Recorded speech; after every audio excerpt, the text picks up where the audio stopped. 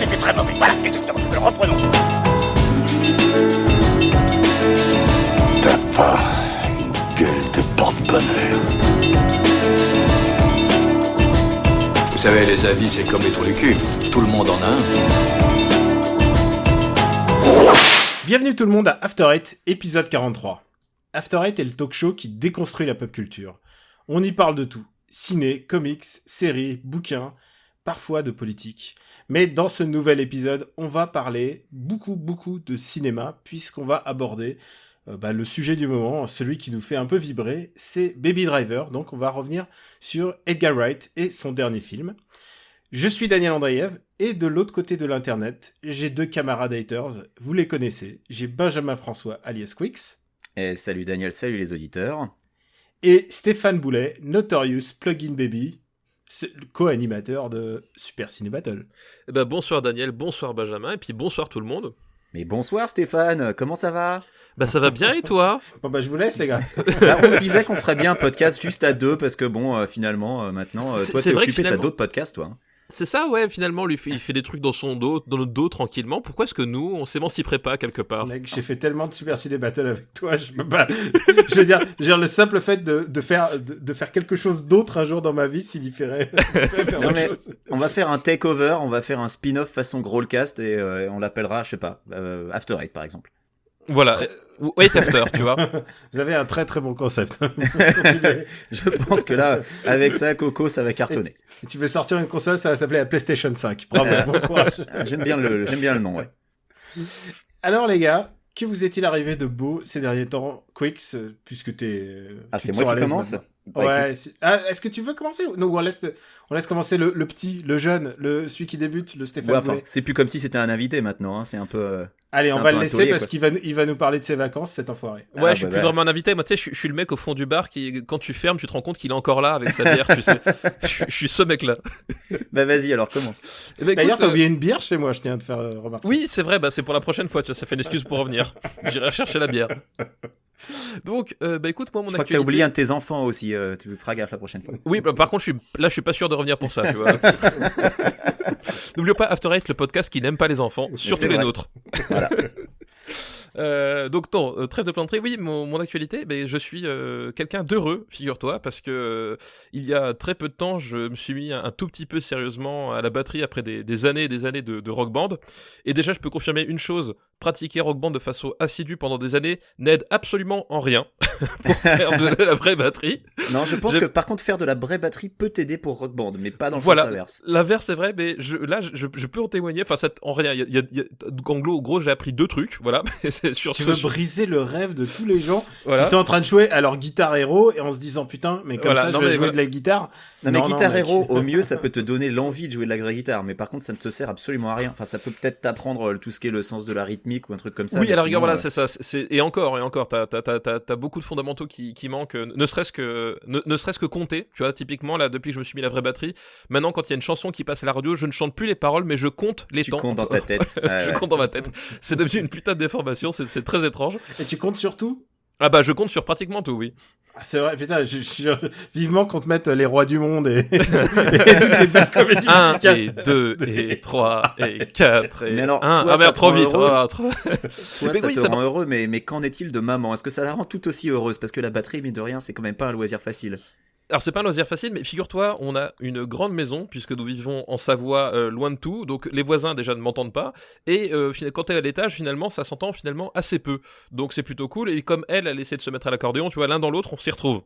Putain, ça va être fantastique. Et encore, Quick, si t'as pas expliqué comment il a posé le parquet pour assonoriser le tout, je lui ai dit, mais tu vas assonoriser la cave pour quoi faire ? Voilà, il avait un plan, voilà. La seule chose que ça gâche, c'est que ça gâche un très bon endroit pour creuser, pour planquer les cadavres. Voilà, non mais il y a le jardin tout autour, enfin bref. Donc du coup, je me suis mis à la batterie un tout petit peu sérieusement depuis quelques mois, et là je suis content. Je m'étais donné jusqu'à la fin de l'été pour réussir à jouer Highway to Hell à la batterie. Alors oui, c'est une chanson très simple à la batterie, mais il faut bien commencer par quelque chose. Faut commencer quelque part. Hein. Et j'y suis arrivé là ces dernières semaines, j'y suis arrivé avant mon 35e anniversaire, et donc ça fait quand même de moi de très heureux, même si finalement au bout du compte j'arrive à jouer à Wait Well environ 25 fois par jour pour corriger à chaque fois les petites coquilles, les trucs comme ça, mais voilà, je suis à ce stade d'émerveillement, tu vois, je suis content, j'arrive à faire mon Chak Boom en rythme, à respecter les pauses et à envoyer le groove, donc c'était ma satisfaction de l'été.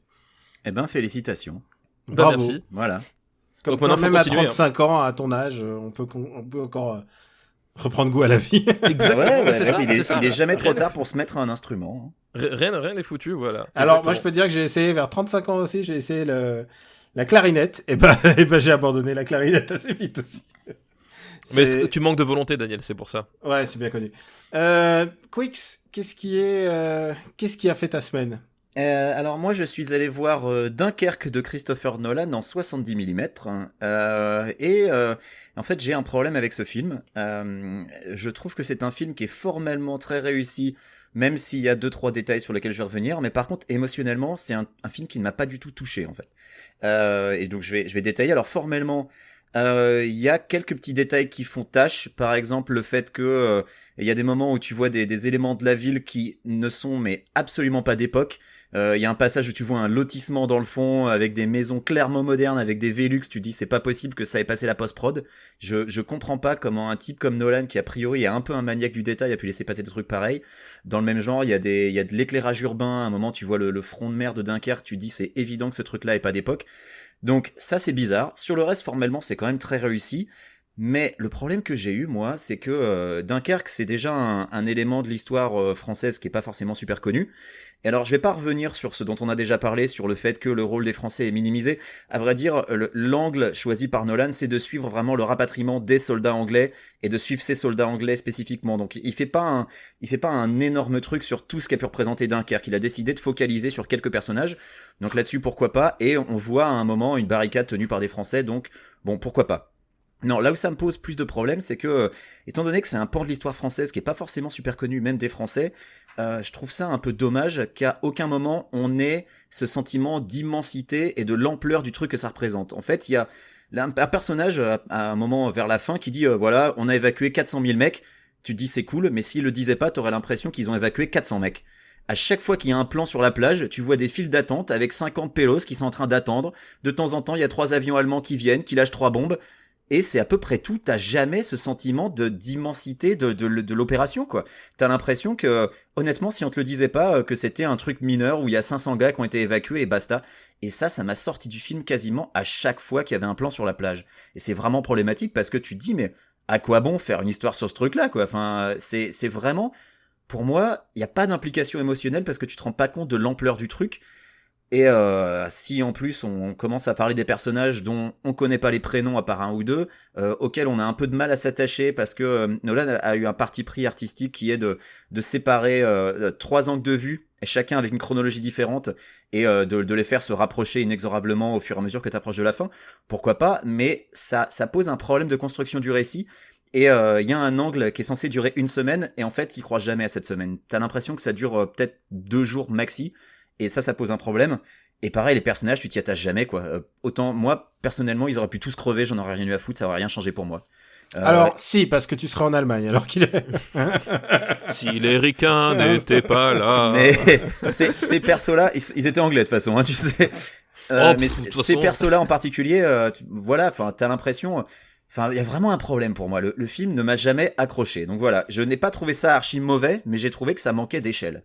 Écoute, je voulais en parler dans ma reco, mais puisque tu le pars maintenant, écoute, j'embarque le sujet maintenant. Allez, vas-y. J'ai adoré Dunkerque, et je suis pas un Nolan boy, tu sais, il y a vraiment des... Nolan est vraiment... on en parle régulièrement je crois, dans Super Ciné Battle. C'est un peu le Spielberg de la génération la plus jeune. Et genre, c'est vrai. Factuellement, genre, pour eux, c'est Spielberg. C'est le mec qui fait c'est le maker de films de qualité, quoi.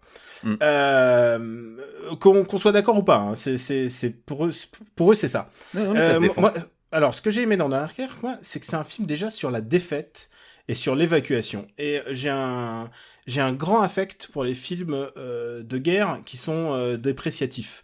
C'est-à-dire, il y a les sentiers de la gloire qui ont toujours ce message que la guerre c'est moche. Et en fait, c'est un peu le message de tout bon film de guerre en fait quelque part. Ça devrait être que la guerre c'est moche. Et celui-là, en plus, il a non seulement c'est la débâcle, mais en plus il a l'évacuation. Donc il y a pas de héros. Moi, je retiens qu'un seul prénom, c'est Tommy, c'est le nom le premier mec qu'on te montre est pas un déserteur, mais c'est un mec qui veut se barrer. Il n'a qu'une envie, et c'est la seule qui soit naturelle, c'est d'avoir envie de se barrer. C'est un peu le message que mon grand-père m'avait donné quand il a fait le front à Stalingrad. Il m'a dit, tout le monde voulait se barrer. Évidemment, personne n'a envie d'être là. Lui, il était officier, il avait pas le choix. Et il essaye de faire ressentir ça. Moi, ce que j'ai ressenti dans le film, c'est quand même une énorme claustrophobie. Ça m'a fait penser à ce moment où ce film m'a fait comprendre de ce que ça peut être d'être dans un bateau qui est en train de couler et de pas pouvoir en sortir. Et c'est assez flippant en fait. Et ce côté flippant est vraiment magnifié par le travail sur le son. Et je parle pas que de Hans Zimmer et ses boom boom, mais vraiment sur le son de l'horloge, le tic-tic, qui t'indique inexorablement que la mort approche en fait. Ouais. Et enfin sous la forme d'Allemand que tu ne verras jamais, ou alors juste une silhouette à la fin. Et c'est ça aussi que je trouve vraiment intéressant, c'est que c'est un film sur la défaite, et c'est aussi un film qui ne montre pas l'ennemi. Il n'y a pas une seule croix gammée. Je trouve ça un peu couillu d'avoir un parti pris de faire un film de guerre où tu vois plus les Allemands, où les seuls moments où tu les vois vraiment, c'est les avions ennemis. Les avions, ouais. Et encore, et alors il faut en parler des scènes de dogfight, elles sont mortelles. J'adore les scènes de dogfight. Et là, il s'est vraiment cassé le cul parce que Nolan, c'est quand même un mec qui peut avoir un chèque en blanc d'un studio, lui dire je vous fais un blockbuster de l'été basé sur la Seconde Guerre mondiale où on voit pas les ennemis et faites-moi confiance, et en plus j'achète des Spitfire pour que ça soit plus réel, parce que c'est ce qu'il a fait. C'est pour ça que le film a vraiment pas beaucoup de ressenti CG, c'est qu'il y a des milliers de figurants sur la plage. Alors certes, on ne peut pas en faire 100 000, 200 000, mais c'est pas des mecs rajoutés en images de synthèse. Mais tu sais qu'à aucun moment t'as l'impression qu'il y en a des milliers, quoi. C'est ça mon problème. Ouais, non mais attends, je veux juste vas-y, finir mon truc. Il y a beaucoup cette image, et en fait c'est ça qui est un peu la promesse du trailer. Le trailer, c'est exactement ce que tu vas voir sur 1h40. En plus, le film a la politesse d'être assez court, selon les termes Nolan, c'est-à-dire 1h40 pour un film Nolan, c'est vraiment c'est pile poil ce qu'il me faut. Et donc tu vois tu vois vraiment ces scènes où ces mecs entendent l'avion arriver. Toi t'as en plus le tic-tic de la montre, et l'avion, t'as des avions allemands qui foncent en piqué et qui sont en train de bombarder les mecs.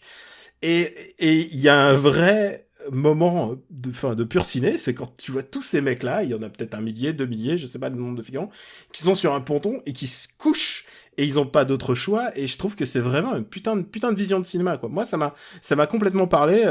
Alors je comprends que l'espèce de narration alternée entre t'as trois points de vue, le ciel, la mer et voilà, t'as le ciel où c'est 1 heure, t'as la mer où c'est 1 journée, et t'as la terre où c'est 1 semaine. Et la mer où il y a Mark Rylance, donc le mec qui était sur le pont des espions, qui est vraiment genre quel bon acteur, quoi. Il est super, Mark Rylance. Je crois que la mer, les dogfights sont géniaux, mais je crois que la mer, c'est le passage que j'ai préféré, en fait.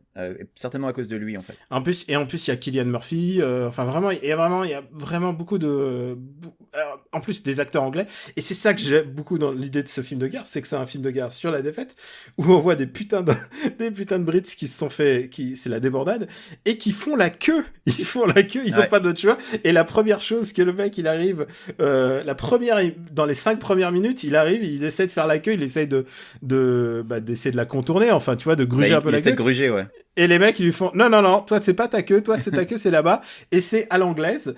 Et c'est un film de guerre où on les voit en train de boire du thé et manger des biscottes. Ouais. Et qu'est-ce qu'il y a de plus anglais que ça? Et donc, je pense pas qu'un mec autre que Nolan aurait pu faire un film comme ça. J'apprécie le fait qu'il n'y a pas de pathos, il n'y a pas de soldat qui tout d'un coup va se poser et vous dire ma femme m'attend, et puis ça c'est mon gosse, il est né juste avant que je parte, et j'espère le retrouver, wink wink. Il y a pas de ça, il y a très peu de morts à l'écran, ce qui est vraiment un truc vraiment opposé à Hacksaw Ridge. Il y a pas de Je sais pas gore si t'as non vu plus. Hacksaw Ridge de Il y Mel a pas Gibson. ouais, je l'ai pas vu, mais il y a pas de gore non plus. Tu vois bien Y a des pas mecs de- mourir dans une explosion, mais ils se font pas arracher les membres et tout comme dans le Soldat Ryan par exemple. Alors, C'est, le fait que ce soit l'opposé d'Hacksaw Ridge, c'est plutôt une très très bonne nouvelle, parce qu'Hacksaw Ridge est absolument atroce en termes de cinéma. Ah, t'as bah, pas écoute, aimé J'en ai entendu bien, moi je l'ai pas vu. J'ai détesté ce film. C'est un film qui est fasciné par sa propre boucherie, sa propre connerie. Et enfin, c'est. Alors moi je suis pas très Hacksaw Ridge non plus. Ah non, Je- c'est. D'accord, moi, je l'ai pas C'était vu, vraiment je une peux pas dire. catastrophe. Et quoi. pour un premier film de Nolan qui ne s'appuie ni réaliste entre guillemets, c'est-à-dire son film le plus réaliste avant c'était Dark Knight quoi. Enfin on s'entend Non, quoi, mais Memento était quand même assez réaliste dans l'approche quoi. C'est quand même, ça fait appel un peu à du surnaturel et des choses. Enfin, je sais pas. Bah, c'est pas du surnaturel, Il c'est y a juste quoi de surnaturel dans Memento? c'est la narration éclatée en fait. Ouais, voilà. Ouais. Ouais. Il y a rien de surnaturel. Enfin, c'est juste le postulat de la mémoire, mais encore. Oui. Et le fait qu'il se soit appuyé, d'abord il y a un énorme, enfin j'avais parlé du son, mais il y a aussi un travail sur la photo.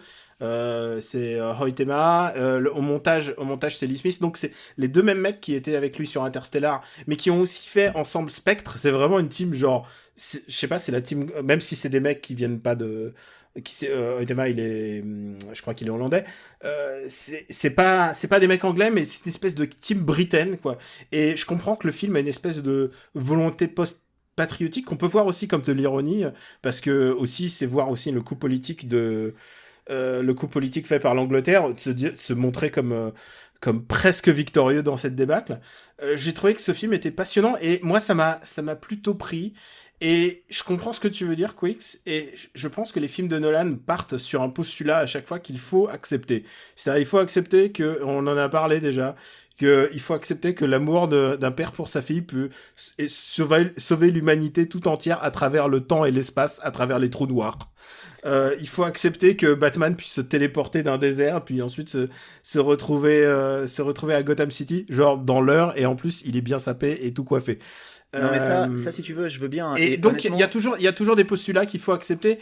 Et là c'est pareil, il faut soit tu acceptes le truc de départ et comprendre que c'est un film de guerre, mais c'est un film de guerre très stylisé. Pour moi ça a fonctionné parce que je n'ai pas été pris par les relents classiques du pathos d'un film de guerre. Et voilà, moi je recommande vraiment Dunkerque, voilà, c'est ma pré-reco les amis. Je recommande Dunkerque, faites-vous votre avis. Voilà. Alors, je voudrais réagir à un truc que t'as dit, déjà Ah, arrête de toucher ton micro, et ensuite... Désolé, non mais parfois, faut le dire aussi, c'est que parfois quand j'ai des arguments, je tape dans mes mains aussi. mais ne tape pas ton micro. Et tu coupes la parole aussi. Ah non, là, tu rigoles ou quoi? Alors Mais... tu vas réécouter, ce que tu ne fais pas, tu réécoutes pas Est-ce que je vais réussir à répondre à ce que tu viens de dire? Non, je réponds à papa. Tu vois? Tu vas pouvoir réécouter. Réécoute l'émission, tu verras. Voilà. Alors, sur le fond, le pire, c'est que je suis d'accord avec ce que tu viens de dire et je trouve ça bien.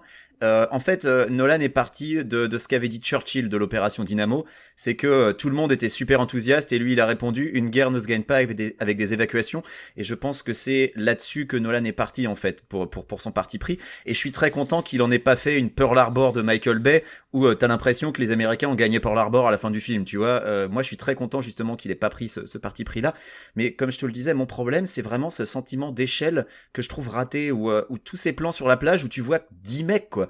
Et pour moi, effectivement, je suis d'accord que cette scène sur le ponton avec tous les gars qui se couchent alors que les avions allemands arrivent, elle est poignante, mais les Allemands, à l'époque, ils ont pilonné la plage. Ils les ont défoncés, les gars. Et ça, t'en as jamais trop la sensation, parce que oui, de temps en temps, il y a un avion qui se pointe, et puis ensuite, on est reparti ils sont pour planqués dans la ville, plusieurs heures avec rien.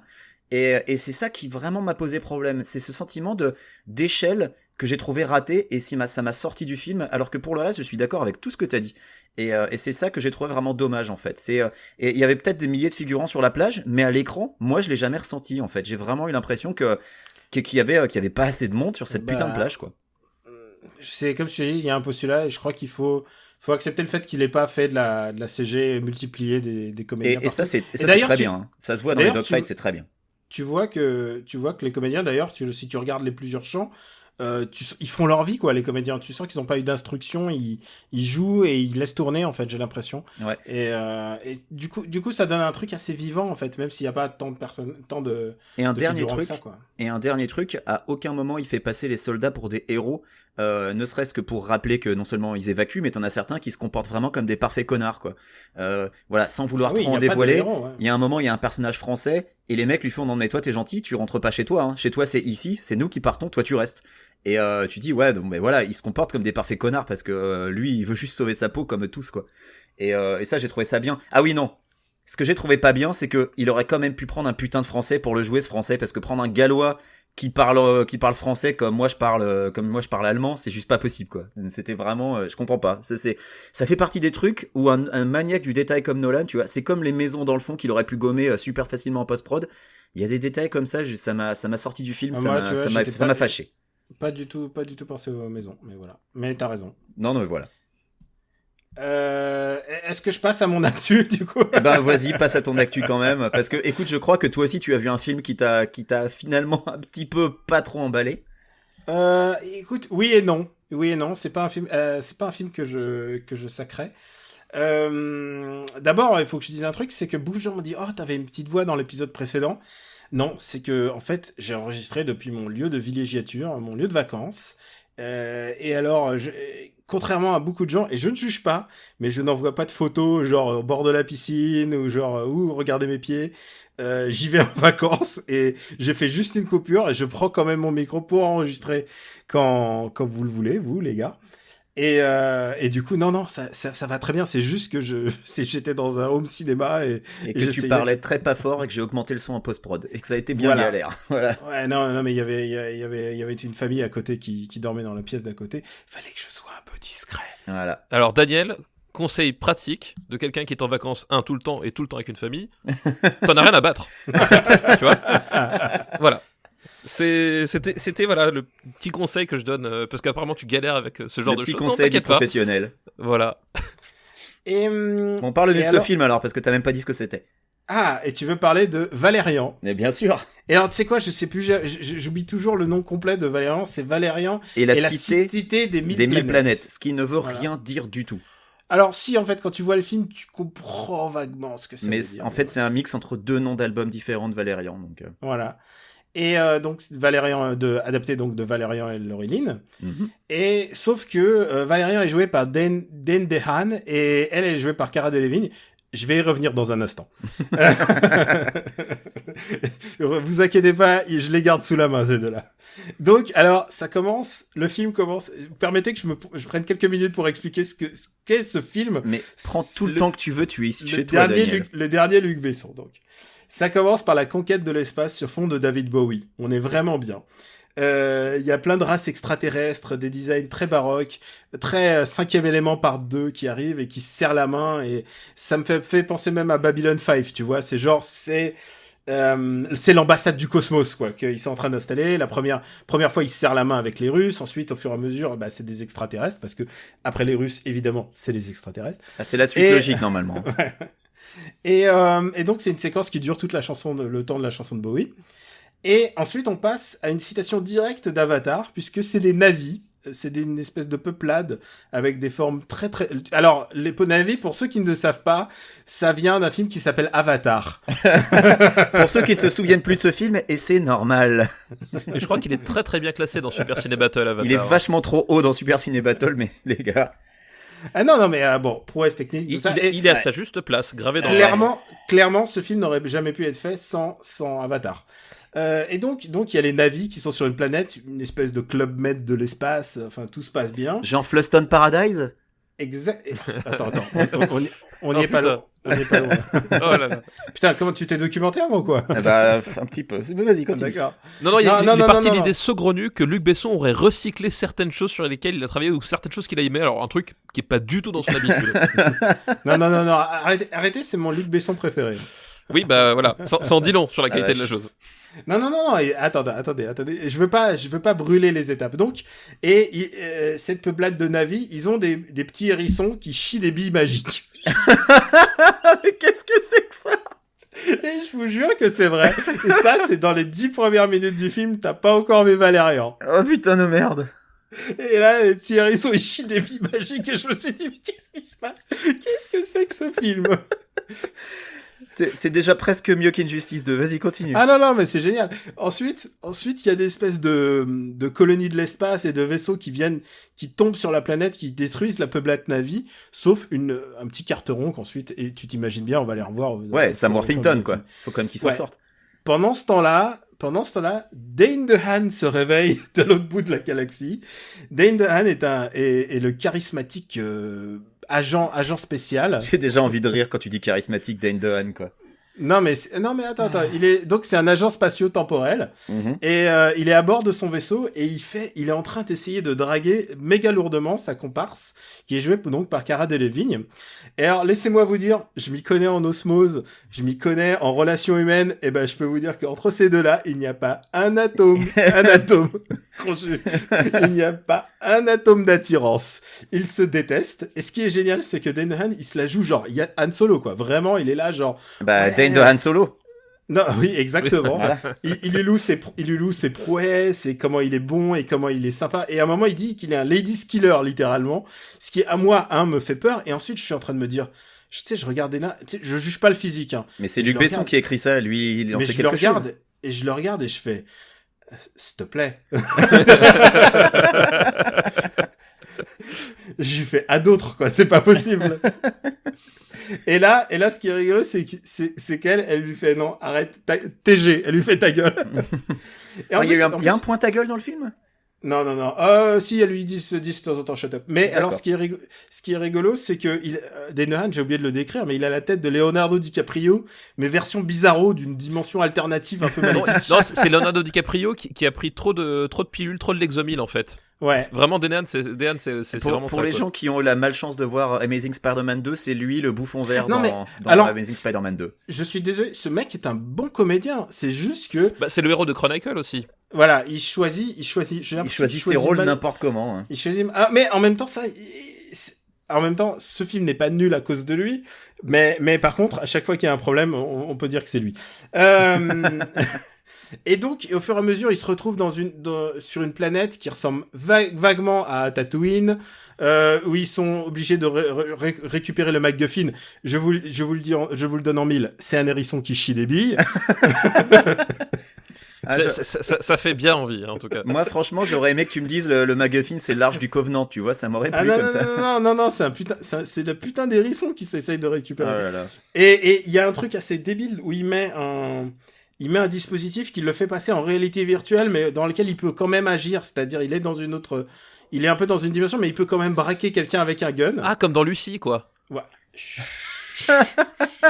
Soyez pas méchants. Je suis pas méchant. Vous vous rendez compte qu'à la fin de tout ça, je vais recommander ce film. Hein. Non, mais justement, c'est pour ça qu'il faut que quelqu'un t'arrête avant. Tu vois. Et alors, c'est bien pour ça qu'il faut que quelqu'un mette un on est parti dans un délirium de carnaval et de plein d'espèces et de ce que je peux appeler de la SF résolument optimiste. C'est-à-dire, le bien entraîne le bien, l'amour et la bonté peuvent sauver l'humanité. Ah, comme dans le 5e élément. Comme dans le 5e... Est-ce que le film dit aussi que la guerre, c'est pas bien? Elle dit aussi que la guerre, que c'est pas bien, et comme que dans les 5e élément. Et que les hommes vont finir par se tuer. Bon, c'est vrai qu'ils ont atteint quand même le 45e siècle, là, maintenant. Ah. Ils pourraient bien se tuer, finalement. Et alors, le méchant, c'est Clive Owen. Alors, Clive Owen, un grand acteur, qu'on adore tous ici à Super Ciné Battle. Ah, mais j'adore Clive Owen. Mais j'adore Clive Owen. J'adore Clive Owen. Clive Owen, il joue le mec le plus cartoon du cosmos. À tel point que tout d'un coup, je me fais, mais ce film, je l'ai déjà vu. Et en fait, le scénario de ce film, c'est exactement Who Framed Roger Rabbit. Non, mais il y a un mec Je suis désolé, Daniel, mais il y a 0 hérisson qui chie les perles dans Roger Rabbit. Eh ben, figure-toi que Jessica Rabbit est dans ce film. Excuse-moi, hein? Ah, tu veux dire Rihanna? Jessica Rabbit. Non, Jessica Rabbit est telle qu'elle dans le film, avec de plus gros seins, puisqu'à un moment, il se balade, donc Valérian se balade dans un quartier des putes cosmogoniques, enfin des putes de l'espace, quoi. Mm-hmm. Et il se balade, et à un moment, il y a Jessica Rabbit, et à un moment, je fais, mais en fait, le plot de Valérian, c'est un remake de Roger Rabbit. Et il y a la trompette dans Valérian? il y a un peu l'équivalent de la trompette, Oh putain. qui est joué donc par ce personnage cartoonesque de Clive Owen qui fait « On va tous les tuer, Ah, les c'est le juge. navis !» Oh putain, Clive Owen, c'est le juge. Oh bordel. C'est Rihanna, elle a un tout petit rôle, mais quand on la voit pas à l'écran, ça fonctionne pas mal en fait. Il y a un twist là-dessus. Bah oui, bah, toi, tu me dis l'équivalent de Jessica Rabbit, je me dis, bah c'est Rihanna, elle a un rôle où elle chante et tout, donc en fait, non. D'accord. Et il y a plein, il y a quelques bonnes idées. Il y a un moment où il lui dit, bon bah il faut que tu passes à travers la ville. Faut pas que tu fasses ce contour de la station orbitale. Il faut que tu passes à travers, et donc tu balades, et il y a vraiment plein d'endroits où tu te dirais, putain, je m'arrêterais bien dans ces endroits-là en fait. En termes de production design, c'est incroyable. Alors, c'est vrai, on n'en a pas parlé, et volontairement, parce que c'est un truc subalterne, mais c'est un film qui a coûté quand même 200 patates. Il y a ma boule d'effets spéciaux, si j'ai bien suivi, il y en a quand même énormément. Bah oui, bah ça se voit. Et en fait, ce film m'a fait penser, en bien ou en mal, à Jupiter Ascending, en fait. C'est du space opéra coloré, qui essaye d'apporter un peu une espèce de joie de vivre, une espèce de... C'est ce que je disais, c'est optimiste, c'est à la limite du niais, non, c'est même souvent très très niais, il y a des trucs il y a des liens logiques qui se font pas. C'est un film de Luc Besson quand même, hein, rappelons-le. Oui. T'étais parti pour voir quoi, de toute façon? Mais c'est peut-être un de mes Besson préférés, parce que en termes de production value, c'est absolument incroyable en fait. Mais tu parles de Jupiter Ascending, et Jupiter Ascending, je ne l'ai pas vu, mais je sais que c'est un film qui polarise, et qu'en fait il y a autant de gens qui l'adorent que de gens qui le détestent. Est-ce que tu penses que Valérian c'est pareil? Parce que Valérian, pour l'instant, j'ai pas entendu beaucoup de gens dire qu'ils l'adoraient. Je crois que même les gens qui adorent Luc Besson sont là genre c'est compliqué. Écoute, moi, puisque tout le monde se lit contre ce film, je vais le défendre. Je pense que c'est débile. C'est un film complètement idiot. Et en même temps, tu peux y prendre un plaisir assez... Alors les gens ils vont dire « Ah, c'est copié sur Star Wars ». Mais j'ai envie... On va pas refaire le débat, mais si vous prenez la BD de Mézières et de Christin, elle est antérieure à Star Wars. Enfin, qui est l'originaire des idées du space opéra et tout ça? Bah, Star Wars a clairement pompé Mobius et Valérian et plein de gens, donc... Ouais, donc c'est pas ça le truc. Le simple fait que je m'amuse plus dans ce film que dans n'importe quel des films de la préquelle. Ok, non mais voilà ton standard. Quoi. J'ai qu'il y a d'autres films de science-fiction qui sont sortis entre temps. Quand même. J'ai mis la barre. Moyen de mettre une échelle un peu plus pertinente. Non mais j'ai mis la barre assez bas. Mais tu vois, je le mets sur un plan pas si éloigné de Jupiter Ascending. Voilà. Oui, donc assez bas quand même, hein, du coup. Disons pour les goûts spéciaux, quoi. Et Jupiter Ascending, rappelons-le, c'est quand même un mec avec l'ADN d'un chien qui va sauver Mila Kunis, qui fait les chiottes, et qui est en fait la princesse de l'espace. Tu me l'as vendu. J'ai envie de le voir maintenant. Eh bien, écoutez, je n'ai qu'une envie, c'est d'entendre comment va être classé ce film dans Super Ciné Battle et comment vous allez devoir vous bastonner pour le classer. Il y a Alain Chabat qui fait un caméo aussi. Non mais okay. Daniel, il y a des combats qu'il faut savoir perdre d'avance. C'est pas Écoutez possible. les gars, on est à presque 34 minutes de news, on n'a pas commencé à parler du sujet, c'est prometteur. Alors, par contre, je suis vidé, vous allez vous charger du film tout. Bah en plus, tu vas être la seule voix discordante sur Baby Driver, donc allez, écoute... Non, pas discordante. Je peux pas dire du bien de... On va lancer le sujet déjà. Allons, fais pas cette gueule. Tu peux pas gagner tout le temps, pauvre mec. Écoute, pourrieux, pour moi tu n'es qu'une merde de chien qui s'étale sur un trottoir. Et tu sais ce qu'on fait d'une merde de ce genre? On peut l'enlever soigneusement avec une pelle, on peut laisser la pluie et le vent la balayer, ou bien on peut l'écraser. Alors si tu veux un conseil d'ami, choisis bien l'endroit où on chira. Parce qu'on ne peut pas dire que du bien de Valérian. On a décidé aussi de parler du dernier film de Edgar Wright, Baby Driver, qui est sorti dans les salles et comble du hasard, et ben on a décidé d'en parler dans After Eight et même papa l'a vu. Mais papa s'est déplacé en salle. Oui, alors, exactement. Tu l'as vu en VF, papa? Bah oui, je vais pas non plus faire 500 km juste pour regarder en VO quoi. Tu n'es plus notre ami, c'est fini. Non mais on reviendra toujours sur le débat de la VOVF, mais c'est un détail absolument mineur de l'histoire. Qu'est-ce qu'elle donne la VF alors? Dis-nous. Bah la VF, elle est tout à fait quelconque. Elle est tout à fait quelconque. Il y a dans les voix du casting, il y a pas grand monde qui m'a peut-être éventuellement la voix de John Hamm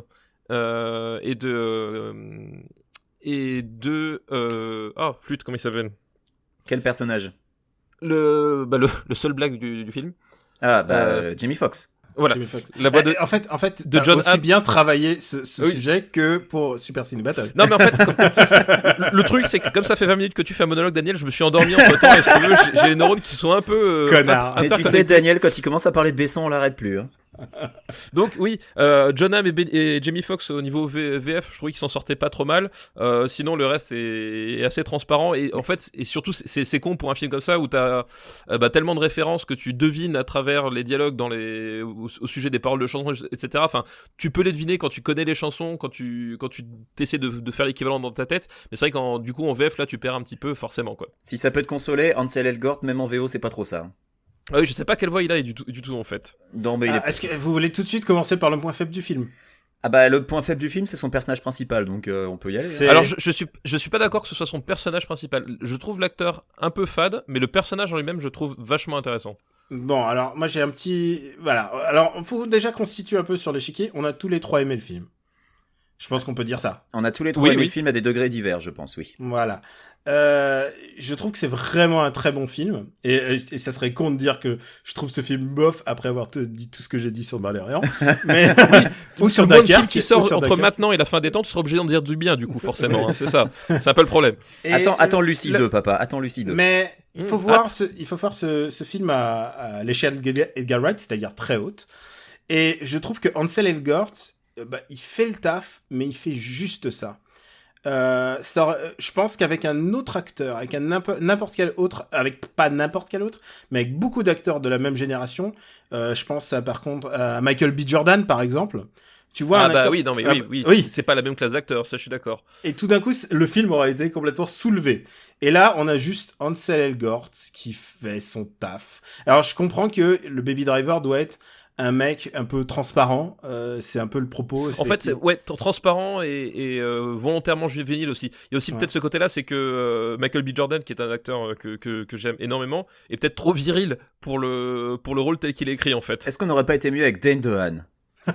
Bah, Moi je Tu lance sais un pavé quoi dans la mare. tu sais quoi, Dane DeHaan aurait presque fait l'affaire. Parce qu'il a quand même ce truc un peu ténébreux. Mais regarde Dane DeHaan, il a l'air malade. Enfin, regarde même les affiches de Valérian. Il a l'air malade. C'est vrai qu'il a pas l'air bien le garçon. Il a ouais. pas l'air bien, il C'est a vrai pas qu'il l'air a bien heureux rigolé, d'être là. ouais. Ansel Elgort, j'ai même pas envie d'acheter du dentifrice s'il me fait la pub. Bah il me fait l'effet d'un poireau tellement il est fade quoi. Ouais. J'aurais bien vu Dave Franco en fait. Dave Franco, ouais, bon choix aussi, Guilleret. Ouais, est-ce qu'on peut parler du gimmick du film en fait? Parce que mine de rien le film est construit autour d'une idée, c'est que la musique va entièrement rythmer tout ce qui est toute la mise en scène, voilà.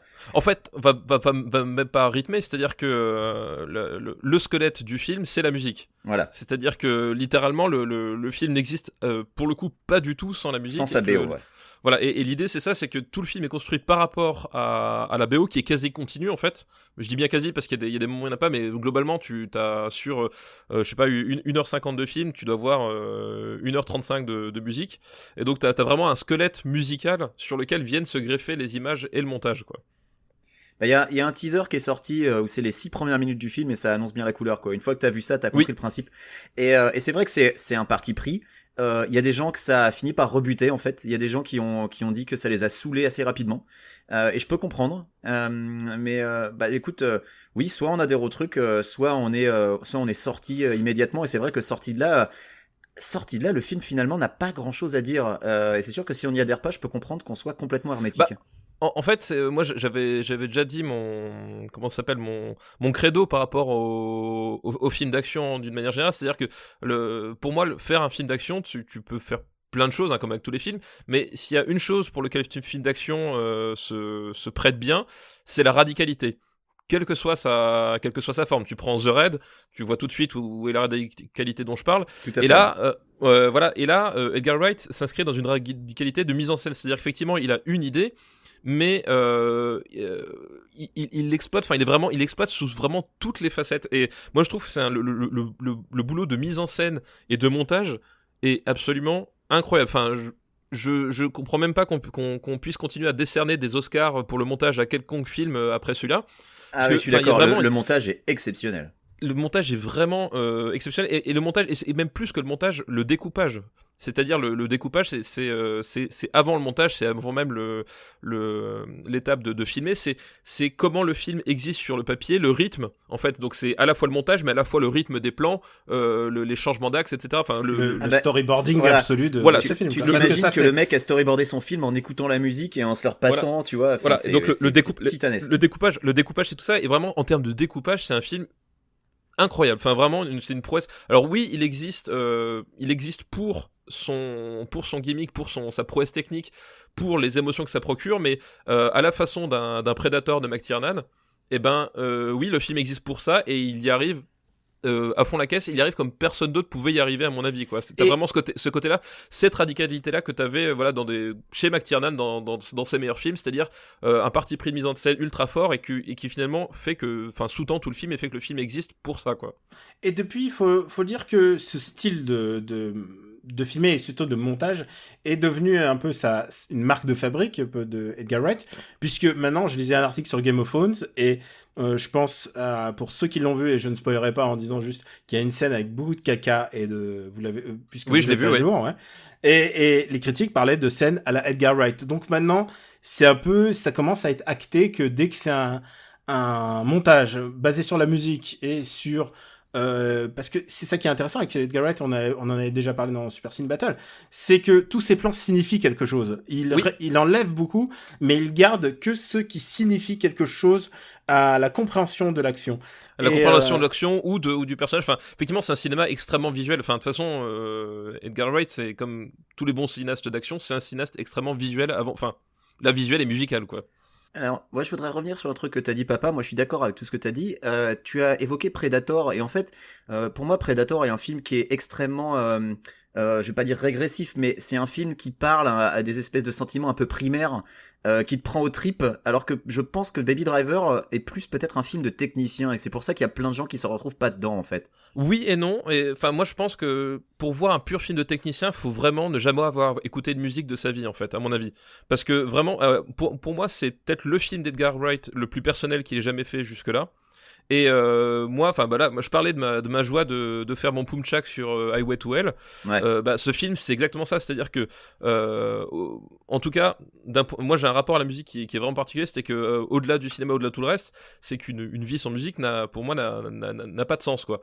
Et je sais pas, on a tous à un moment donné foutu sauf sans doute Daniel, parce que mais on a tous foutu un gros morceau de métal dans la bagnole, on appuie sur l'accélérateur, quelqu'un l'a fait pour moi. Voilà. Non mais oui, t'as survécu, non, te plains pas, ça va. Tout va bien. Mais voilà, l'idée c'est que vraiment c'est un film où là c'est pas juste un gimmick, un technicien qui a voulu faire son jeu. Enfin pour moi c'est une lecture ultra superficielle du truc, juste parce que effectivement c'est pas un film philosophique, donc forcément ça doit être con, pas du tout. C'est vraiment un film qui parle de ça, c'est-à-dire de l'amour de la musique, c'est que tout est vu à travers le prisme du personnage principal. Puisque même dans le scénario, le fait qu'il écoute de toute la musique, tout est imbriqué, tout est justifié. C'est justifié, ouais, tout à fait. Et il y a vraiment ce côté-là, ce côté, c'est la musique qui nous fait vivre et avancer, et c'est ce que veut montrer en fait Edgar Wright à travers ce film-là en fait. Et donc c'est pour ça que juste s'arrêter à l'aspect technique, pour moi, c'est vraiment très superficiel, parce que il y a vraiment un rapport et vraiment très très très intime à la musique, à ce qu'elle procure, à ce qu'elle fait, et surtout quand tu le replaces dans la filmographie d'Edgar Wright et dans son œuvre globale, ça a une vraie logique, un vrai sens quoi. Alors mon bémol pour moi, puisque je voulais y venir, c'est que c'est un heist movie, c'est un film de casse, c'est un film de braco. Il y en a 5, il y a au moins 5 cas de braquage, ou 4 ou 5, il y en a 4. Oui, et moi j'ai compté aussi il y a une scène de course-poursuite où il est tout seul à pied, je le comptais presque comme un heist aussi. Donc 4 ou 5. Et il y a énormément de redondance pour moi en fait. C'est que la première fois il montre la mécanique aussi du film, et il y a une vraie proposition au tout début, c'est-à-dire vraiment il montre comment on va passer ensemble c'est les 2 prochaines heures. Et ensuite je suis tombé dans une espèce d'usure un peu je me suis pas assoupi mais j'étais un peu fatigué du schéma qui était proposé, c'est-à-dire un haste. Ensuite il veut pas en être parti, et ensuite on l'oblige à revenir, et ensuite il va être re-obligé à revenir. je me suis un peu lassé de ce schéma-là, et même avec les manières de le casser, c'est-à-dire de faire une course-poursuite à pied, et ça c'est vraiment, je pense que c'est ma scène préférée du film en fait, quand il se met à courir, et derrière il y a la police et l'autre fou avec un gun, et il essaye de casser un peu le schéma à chaque fois qu'il a proposé lui-même, mais je sens un peu de lassitude. Je sais pas si j'aurais envie de me retaper ça en fait, parce que au-delà du fait que c'est super réalisé, c'est vraiment monté extrêmement bien, je sens juste le poids de la répétition en fait. Et, Ouais, t'as pas envie de le revoir en fait. Ah non, j'ai pas du tout envie de le revoir. Alors moi c'est tout l'inverse. Moi j'ai vraiment envie de le revoir, et justement je trouve pas le film répétitif, parce que il y a vraiment en termes d'appropriation de l'espace, et surtout au niveau des personnages, il y a vraiment à chaque fois il y a un cap qui se passe à chaque fois. Au niveau des enjeux des personnages, etc. Et à chaque fois qu'il les amène, je trouve qu'il arrive à les amener de façon pas inattendue, parce que c'est pas non plus un film qui est extrêmement surprenant sur la structure, mais chaque fois il l'amène pile de la façon qu'il faut pour justement relancer l'intérêt. Et au-delà de la pure mécanique du truc, à chaque fois c'est comment les personnages s'imbriquent là-dedans et vont jusqu'au bout, parce que moi ce que j'adore au-delà du personnage principal, moi j'ai le personnage de Buddy, donc joué par John Hamm. Ouais. Et je trouve que c'est un personnage absolument fabuleux, parce que il a c'est le meilleur perso du film. Hein. Alors, il a une trajectoire complètement tragique. Attention spoiler, et là je pense qu'on va prévenir tout le monde. En même temps, j'imagine pas que tu t'écoutes jusque là si t'as pas vu le film. Mais écoute, on n'a pas spoilé voilà. jusqu'ici, donc on va mais dire donc, voilà, si spoiler. tu parles de ce personnage, c'est que John Hamm, le personnage donc de Buddy, va devenir l'antagoniste du film en fait. Oui, ouais, alors qu'il est plutôt sympathique au début. Et moi c'est le truc où il m'a un peu perdu, c'est que finalement Ansel Elgort, donc j'ai toujours aucun affect pour lui. Il se fait pourchasser parce qu'il est responsable du fiasco du fiasco par John Hamm. Moi j'étais plutôt team John Hamm. J'étais putain mais flingue-le ce connard. Écoute, j'avais l'empathie inversée quoi, et j'ai trouvé que c'était vraiment dommage que le personnage qui me parlait le plus dans cette bande de Kaira, il devienne tout d'un coup le méchant, et que ça se finisse en disant oui, mais il devient tout d'un coup le méchant, mais qu'il devienne le méchant ou pas, que tu t'accroches, c'est pas parce qu'il est méchant que tu dois pas avoir d'empathie pour lui, au contraire. Non, bien entendu, mais voilà, je veux dire que pour moi ça m'a un peu gâché le perso, et genre il y a l'arc moi, au contraire, l'arc d'Ansel Elgort devient horrible, puisque et là on est en full spoiler, mais ensuite il va aller en tôle, mais il va en sortir. Pourquoi est-ce qu'il aurait pas, lui, il essaie juste de s'en sortir, et finalement c'est un type qui provoque les événements sans réellement comprendre jusqu'où ça va. Et justement là où le personnage de John Hamm fonctionne et est tellement bien, c'est que lui c'est pareil, il est imbriqué dedans, et il est pas du tout destiné à devenir ce qu'il devient, et il le devient par la force des choses, parce qu'au bout d'un moment il a été complètement brisé par ce qui se passe. Ouais. Et pour moi justement le fait que ce soit lui le méchant, c'est ça qui est intéressant, pas le contraire quoi. Je sais pas, du coup ça devient la relation que Baby a justement avec le doc, donc Kevin Spacey, devient vraiment bizarre, puisqu'il est à la fois une espèce de tonton protecteur, mais en même temps le patron du crime, mais en même temps super, genre vraiment quand vient le moment de protéger le gamin, il le prend en charge presque. Je trouvais ça vraiment bizarre. Il y a un équilibre très bizarre en termes d'antagoniste dans ce film. Moi, j'ai pas été dérangé par le fait que John Hamm devienne le méchant, parce que justement, c'était un peu surprenant, c'était un peu un twist. Moi, je m'attendais à ce que ce soit Jamie Foxx jusqu'au bout, le parfait connard. Et justement. Et ça m'a surpris, j'ai trouvé ça cool. Et de la même manière, j'ai pas trouvé que le fait qu'il y ait 4 cases soit répétitif, parce que ils se déroulent tous d'une manière différente, en fait. Il n'y a pas un seul case qui est répétitif, que ce soit le tout premier, celui avec Flea, celui qui se passe mal avec le vendeur d'armes et tout. Enfin, moi, j'ai trouvé vraiment que c'était une approche qui était finalement assez intéressante, qu'à chaque fois, il arrivait à te surprendre. Donc, j'ai pas ressenti cette répétitivité qui t'a gêné, Daniel. Moi, j'aurais pas de problème à le revoir, ne serait-ce que pour relever les petits détails qui auraient pu m'échapper la première fois. Au contraire, je pense que c'est un film qui gagne en plus à être revu, puisque je pense aussi. Il y a quand même beaucoup de choses. Et je pense en plus au caméo. Ouais, il est super dense. Savais-tu que Walter Hill, on l'entend à la toute fin? Eh bien, je ne le savais pas. Il y a la voix de Walter Hill, je crois qu'il fait un mec dans la cour, enfin juste une voix, on n'entend que sa voix à la fin. Mais il y a plein de caméos extrêmement bizarres. Il y a Big Boy, donc du groupe enfin le rappeur quoi. Ouais. Y a Outkast. Comme l'a dit aussi Benjamin, il y a Flea des Red Hot Chili Peppers. Oui. Putain, il a une gueule de redneck en vieillissant, c'est ouf. Non, puis alors en plus leur scène avec les masques, voilà, elle est formidable cette scène. Oui, Jason. Bon. Moi les gars, je pense qu'il faudrait qu'on revienne un peu sur la carrière d'Edgar Wright quand même, parce que voilà, on avait prévu de parler que de Baby Driver. Juste un petit détail. Ouais. Comme vous le savez, je vous l'ai dit en antenne, j'ai écouté beaucoup de podcasts concernant la promo de Baby Driver. Edgar Wright a fait quand même la tournée des podcasts. Ouais. Et j'en ai écouté... Et pas dans After Eight, hein, le salaud. Hein. Non, il en a rien à foutre.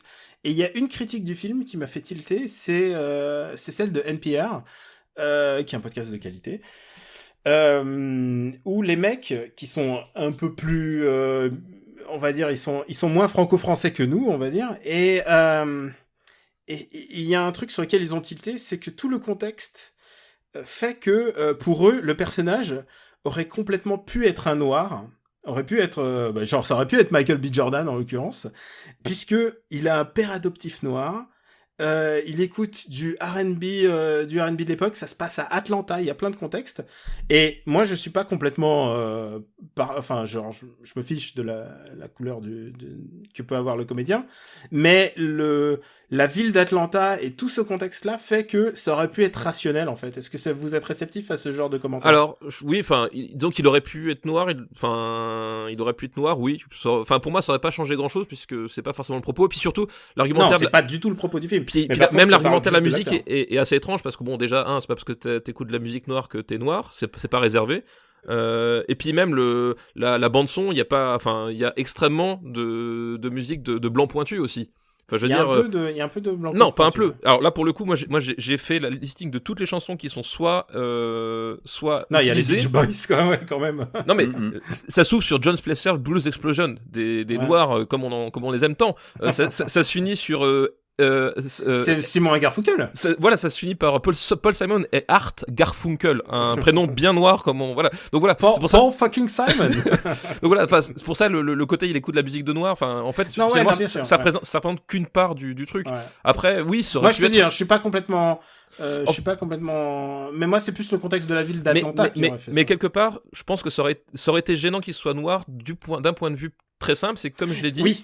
C'est un film qui est ultra personnel, c'est le plus personnel à mon sens de film d'Edgar Wright, donc il y a forcément énormément de projections, enfin ne serait-ce que Edgar Wright qui fait sa propre setlist pour le squelette du film, enfin il y a énormément de projections de lui-même dans ce film-là, donc finalement que le personnage soit blanc, c'est une certaine logique, et finalement s'il avait fait un personnage noir et qu'on ait cette lecture autobiographique du film, on aurait pu se dire, enfin c'est le Pretty Fly for a White Guy, tu vois. Et ça aurait été, là du coup ça aurait été un peu bizarre de révéler ce point-là, enfin je pense a priori quoi. Et t'as totalement raison, et il y a un détail supplémentaire papa, c'est que ça aurait pas pu être le même, ça serait même pas le même film, puisque un mec à Atlanta qui se fait courser par la police, s'il est noir, il est mort. Il est mort, voilà, certainement les scènes de prison ne se finiraient pas aussi bien. Voilà, donc voilà. Genre normalement c'est le début de The Wire ou d'un truc horrible ou d'un prison movie quoi, la fin en fait techniquement. Et là la fin elle ressemble à un conte de fées, c'est le point de vue, il a pris le point de vue conte de fées, c'est clairement ça quoi. Enfin, il a fait ses 9 ans de tôle, hein. Conte de fées, bon. Ouais, il fait 9 ans de tôle, mais il sort le sourire aux lèvres, et à mon avis, il s'est rien passé dans les toilettes pour lui. Non, mais si tu veux. Non, mais dès qu'on parle de la prison aux États-Unis, dès que c'est un truc de fiction, en général, il se passe des trucs horribles. C'est rare les trucs de prison. Bah ouais, La Ligne Verte, Les Évadés, tous les films que vous adorez. Bah ouais, exactement. Exactement. Ah mais il y a des films de prison absolument formidables, c'est juste qu'on n'en parle pas. Donc est-ce qu'on peut c'est pas moi qui choisis les listes. Est-ce qu'on peut parler du reste de la carrière d'Edgar Wright, parce que là on est quand même voilà, on va éviter de faire un épisode de 2 heures car je ne voudrais pas passer 8 heures au montage. Ah, tu vois ce que c'est hein. Ça y est, c'est toi hein, maintenant là.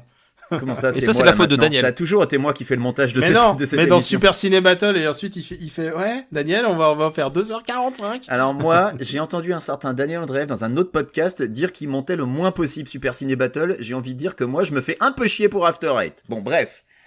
Passons à Edgar Wright. On est professionnels, on ne l'est pas. Hein. C'est faux, je voulais pas balancer les secrets et dire que papa il fait ah bah, tu vas le voir à ton propre montage. Putain. Est-ce qu'il y en a un d'entre vous qui a déjà regardé Spaced ? Oui, moi. Putain, fais moi, chier. j'ai Bon vu. bah vas-y, parle-en alors. Vas-y. Ah, parce que tu voulais zapper Space, c'est ça? Bah parce que moi j'ai jamais regardé Space, donc D'accord. je me suis dit on va gagner du temps, moins de montage. Allez, vas-y, enchaîne. Allez. Non, mais du coup, Space, bah, c'est malheureusement plus très important d'en parler. Formidable. Donc on va vas-y. passer 2 heures dessus. Non mais non, pour aller le plus vite possible, Spaced, tout simplement, c'est le premier contact professionnel d'Edgar Wright avec l'audiovisuel. C'est une série, un sitcom britannique dans lequel il y a un certain Simon Pegg. Voilà, c'est la rencontre de Edgar Wright et de Simon Pegg, et c'est un sitcom qui va en fait, ça va être la terre glaise dans laquelle Edgar Wright et Simon Pegg vont forger leur carrière. C'est-à-dire que c'est basé sur un univers geek, sur des personnages un peu à la marge qui finalement en fait, si tu regardes bien tout le cinéma d'Edgar Wright, c'est un cinéma d'underdog en fait. C'est des types, ils sont ni spécial, enfin tu vois, ils sont toujours un peu en marge de ce qu'ils doivent être ou de ce qu'ils devraient être. Enfin voilà, ils sont toujours un peu à la marge et toujours un peu malheureux pour ça. Et tout ce qu'ils aspirent, c'est être heureux au final. Et voilà, et Space, on est en plein dedans. Et c'est le laboratoire dans lequel Edgar Wright a expérimenté plein de choses. Enfin, t'as plein de trucs qu'il essaye dans Space que tu vas retrouver plus tard dans ses films. Et c'est une série, voilà, si t'aimes l'humour anglais un peu particulier, et puis surtout si t'aimes bien la réutilisation, la réappropriation, même c'est pas de la réutilisation, c'est la réappropriation de l'univers geek, parce qu'il y a ça aussi, à mon sens, qui caractérise le cinéma de Wright, c'est que contrairement à d'autres où ils te font des gros clins d'œil avec des coups de coude machin, c'est que lui, l'univers, enfin les références geeks sont ingérées par ces films, et en font partie de façon naturelle en fait. Il y a pas le côté on fait une pause, tiens je te fais une référence. Voilà, je pense le trailer du nouveau Spielberg, je sais pas si vous l'avez vu quoi. Comment il s'appelle, Ready Player One. Ouais. Je sens que le film va être une atrocité, parce que genre t'as un plan de caméra pour te montrer qu'il y a Freddy qui se fait fraguer, un plan de caméra, oh une DeLorean machin, enfin voilà, le cinéma de Edgar Wright c'est pas du tout ça, c'est-à-dire que t'as des trucs qui sont intégrés, transformés, digérés, imbriqués les uns dans les autres, et ça forme une espèce de tissu où tout est naturel. Et Space c'est déjà ça, et voilà, si vous aimez l'humour un peu décalé, bah c'est vraiment rétrospectivement très intéressant à regarder au regard de sa carrière qu'on connaît aujourd'hui quoi. En plus, il y a que 14 épisodes, je crois, Non, comme ça. C'est super court, ouais. C'est super court en plus. Enfin, du coup, ça passe vraiment vite, quoi. Très bien. Daniel, tu l'avais vu toi? Oui, j'en ai vu. Et t'as rien à dire?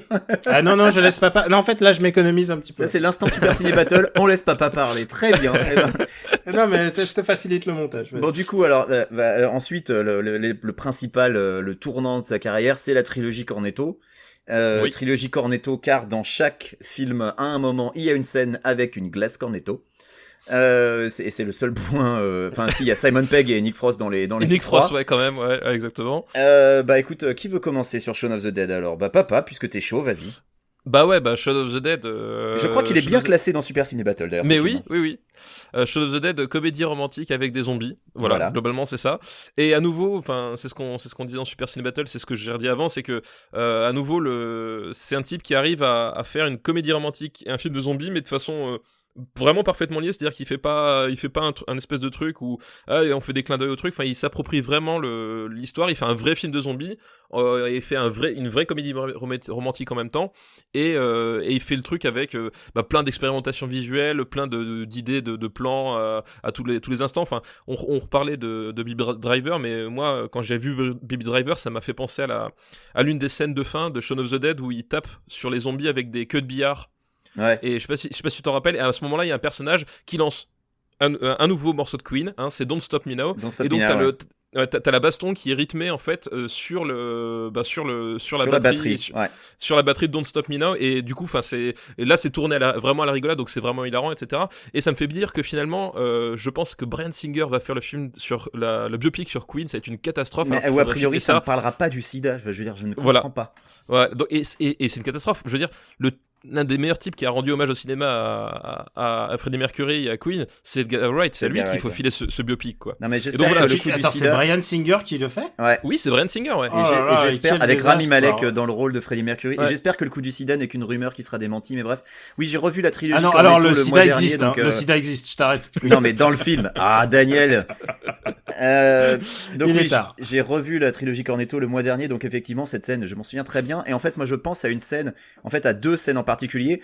C'est la différence entre le moment où avant l'infestation zombie, où il va au supermarché, et t'as exactement le même plan séquence ensuite avec les zombies, où lui il est tellement dans le coltard qu'il s'en rend pas compte, et c'est assez magique en fait de voir le truc. C'est voilà, tu vois que déjà Edgar Wright a déjà cette espèce de ces petites manies de faire des trucs et d'expérimenter visuellement des trucs intéressants comme ça. Est-ce qu'on peut passer à Hot Fuzz, qui est, je veux le dire, mon préféré de la trilogie? Qui est mon préféré aussi. Voilà. Pas moi. D'ailleurs, c'est celui que j'aime le moins, je pense, de toute la carrière d'Edgar Wright, en fait. Sérieux? Hot Fuzz, tu préfères Hot Fuzz, Dernier Bob après au-dessus d'Hot Fuzz? Ouais. Ah ouais, Oh ah non. bah d'accord. Bon, bah, alors, je vais te dire un truc. Hot Fuzz est 11e au Super Ciné Battle. Vas-y, Daniel, défends Et Hot Fuzz. Hot Fuzz est 33e. Non, il est 11e. Vous le retrouvez dans l'épisode 33. Et Shaun of the Dead est 12e. Donc, la place au-dessous. Et il est dans l'épisode 24. Oui, parce qu'il faut de temps en temps te faire plaisir, Daniel. Mais moi, je Alors, suis d'accord c'est avec vrai. toi. Après, tu chouines. Alors, c'est vrai. C'est vraiment moi qui ai insisté. Parce que pour moi, il fait aucun doute que Hot Fuzz est d'abord plus réussi, mais aussi beaucoup plus drôle. Et aussi un peu plus tendre. Et en même temps, Hot Fuzz est une critique de l'équivalent de la France de Pernod, mais en version anglaise. C'est-à-dire... Et quand tu comprends ça, je pense que le film a une toute autre manière de se présenter. En fait, ça commence comme une histoire absurde. C'est dans un bled complètement perdu.